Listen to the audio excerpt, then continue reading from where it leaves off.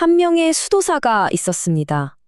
그가 교회에 던진 아주 단순한 질문 하나가 글쎄요, 유럽 전체를 그야말로 뒤흔들어 버립니다. 자, 그의 도전은 과연 분열의 씨앗이었을까요? 아니면 오히려 통일의 시작이었을까요?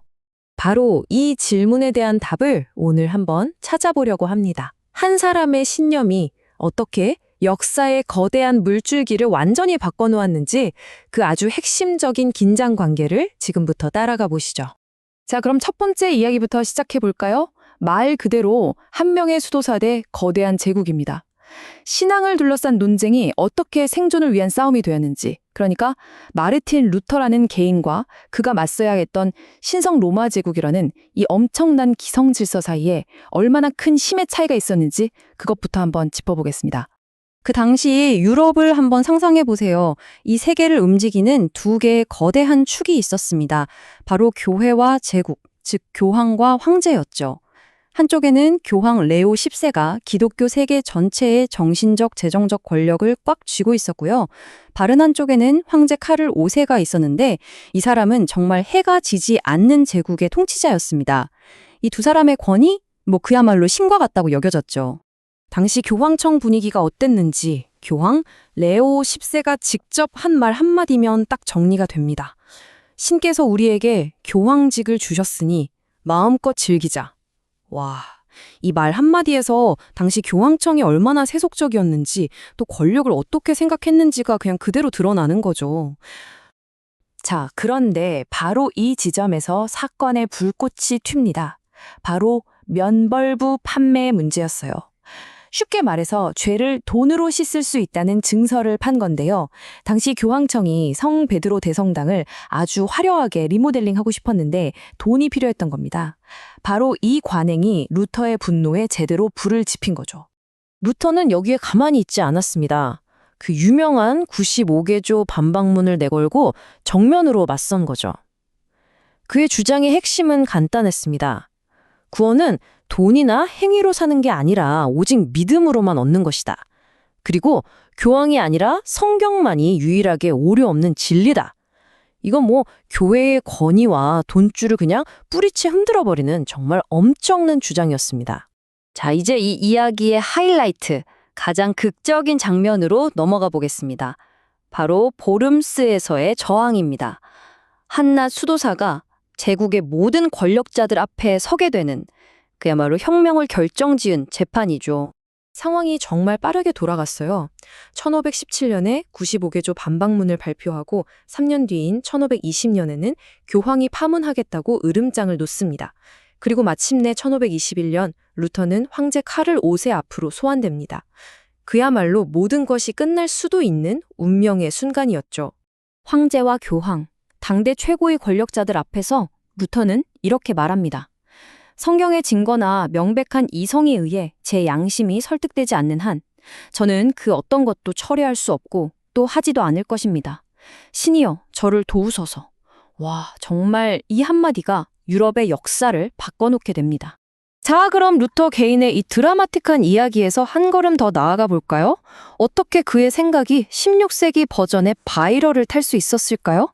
바로 미디어 혁명에 대한 이야기입니다. 브룸스 회의에서 그렇게 버텼으니 루터의 목숨은 이제 정말 바람 앞에 등불 신세가 됐습니다. 그런데 이때 그의 든든한 보호자 작센의 선제 후 프리드리히가 정말 기가 막힌 작전을 펼칩니다. 일부러 기사들을 시켜서 루터를 습격하게 해요. 겉으로 보기엔 완전 납치 사건이었죠. 그렇게 루터를 안전하게 빼돌려서 바르트부르크 성에 숨겨줍니다. 이 보호를 위한 납치 덕분에 루터는 목숨을 건지고 역사상 가장 중요한 작업을 시작할 시간을 벌게 된 겁니다. 그렇게 성에 숨어 지내면서 루터가 뭘 했을까요? 정말 엄청난 프로젝트에 돌입합니다. 첫째, 신약 성서를 누구나 읽을 수 있는 독일어로 번역한다. 둘째, 그래서 신부님들뿐만 아니라 모든 사람이 직접 신의 말씀을 읽게 한다. 그리고 셋째, 이걸 당시 최신 기술이던 인쇄기로 마구 찍어낸다. 와, 이건 그냥 번역이 아니에요. 사제들이 독점하고 있던 신의 말씀에 대한 접근 권한을 모든 사람에게 돌려주겠다는 그야말로 혁명적인 프로젝트였죠. 그 결과요, 상상을 초월했습니다.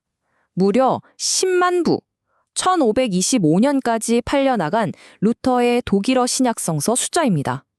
당시 인쇄술이라는 신기술과 만나면서 독일 역사상 최초의 베스트셀러가 된 거예요. 그의 생각은 이제 그 누구도 막을 수 없을 정도로 퍼져나가기 시작했습니다. 하지만 모든 혁명이 그렇듯 이야기는 예상치 못한 그리고 아주 비극적인 방향으로 흘러가기 시작합니다. 루터가 외쳤던 그 자유라는 단어가 그가 전혀 의도하지 않았던 방식으로 사람들에게 받아들여지면서 독일 전역이 끔찍한 전쟁에 휩싸이게 되거든요. 문제의 핵심은 바로 이 자유라는 단어에 있었습니다. 이 단어를 누가 어떻게 해석하느냐에 따라 의미가 완전히 달라졌거든요. 자, 루터에게 자유는 뭐였을까요?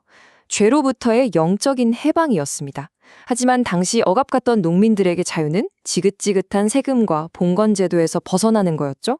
그럼 이걸 지켜보던 제후들, 즉 영주들에게 자유는 교황과 황제의 간섭에서 벗어나는 정치적 독립을 의미했습니다. 보세요. 똑같은 자유라는 한 단어가 이렇게 서로 다른 세 가지의 꿈을 꾸게 만든 겁니다. 결국 일이 터지고 말죠. 농민들은 이렇게 생각한 거예요. 아니, 루터도 교황이랑 황제한테 저항했는데 우리라고 영주들한테 저항하지 못할 이유가 뭐야? 루터의 말을 자신들의 투쟁을 정당화하는 근거로 삼아서 들고 일어난 겁니다. 이게 바로 1524년에 시작된 농민 전쟁입니다. 그런데 바로 여기서 루터는 정말 충격적인 그리고 많은 사람들을 실망시킨 선택을 합니다. 농민들의 편을 들지 않은 거예요. 오히려 그는 미친 개를 다루듯 찌르고 목 조르고 죽여라 라는 정말 끔찍한 말로 농민들을 비난합니다. 왜 그랬을까요? 자신의 종교개혁을 성공시키려면 기존 질서를 지지하는 제후들의 힘이 필요했기 때문이죠. 이 사건은 루터가 단순히 민중의 영웅이라고만 볼 수 없는 굉장히 복잡한 인물이라는 걸 잘 보여줍니다. 자, 그럼 이제 이 모든 사건이 독일이라는 나라를 어떻게 통합시키고 또 어떻게 분열시켰는지 그 길고 긴 정치적, 문화적 유산을 살펴보면서 이야기를 마무리해볼까 합니다. 결국 상황은 종교 전쟁으로 치닫습니다. 루터를 지지하는 프로테스탄트, 즉 저항하는 제후들이 슈말칼덴 동맹이라는 군사동맹을 만들어서 황제에게 맞섰죠. 황제 카를 5세도 가만히 있지 않았습니다. 카톨릭의 통일을 지키기 위해 전쟁을 일으켰고 실제로 뮬베르크 전투에서 큰 승리를 거두기도 해요. 하지만 군사적으로는 이겼을지 몰라도 이미 퍼져버린 프로테스탄트 사상을 되돌릴 수는 없었습니다. 결국 전쟁에서는 진 셈이죠. 그리고 이 기나긴 싸움의 끝에는 정말 인상적인 마지막 장면이 하나 있습니다. 전쟁에서 이긴 황제 카를 5세가 루터의 무덤 앞에 섰을 때의 일입니다. 부하들이 그랬겠죠. 폐하, 저 이단자의 뼈를 파내서 불태워버리시죠. 그때 카를 5세가 남긴 말이 이겁니다. 나는 산 자와 싸우지 죽은 자와 싸우지 않는다. 평생의 숙적에게 보낸 마지막 존중이었을까요? 자, 그럼 마르틴 루터가 남긴 것들을 한번 정리해 볼까요? 정말 한마디로 말하기 어려운 모순적인 유산입니다. 우선 기독교 세계의 통일을 영원히 깨트렸죠. 하지만 동시에 그의 성경 번역은 흩어져 있던 독일어의 표준을 만들어서 독일 민족을 문화적으로 하나로 묶는 역할을 했습니다. 또 지역 제후들의 힘을 키워줘서 오늘날 독일 연방주의의 기초를 만들기도 했고요.